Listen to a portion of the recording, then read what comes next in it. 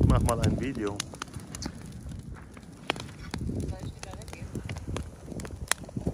Nein, das ist alles gut. Das ist so ein bisschen wie das nächtliche Feuer. Ich weiß gar nicht, auf welchem Kanal gab es das. Irgendwann gab es mal auf so einem Kanal so ein Kaminfeuer. Das ist jetzt quasi die Outdoor-Version von dem Kaminfeuer.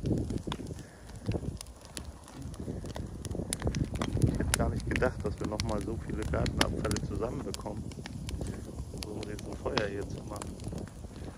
Aber es sind halt auch noch 2, 3 Balken dabei von den alten Schuppen, die einfach so mit Nägeln zersetzt sind, dass es viel zu gefährlich wäre, die zu sägen. Und ich habe schon 2 oder 3 Sägeketten an den Nägeln hier stumpf bekommen und noch 2 Blätter von der Kaputtgehersäge. Deswegen ist es völlig okay, wenn die jetzt hier mit Feuer geopfert werden, zusammen mit dem Grünschnitt von heute und dem Grünschnitt, der hier eigentlich zum Häckseln lag.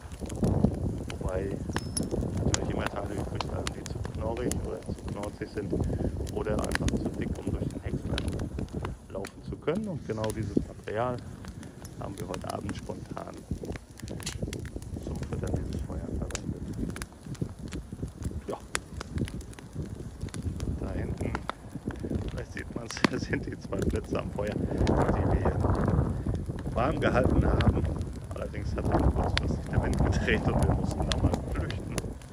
Nichtsdestotrotz werden wir unsere Position vermutlich gleich wieder einnehmen und noch ein bisschen dieses Feuer auf uns legen lassen.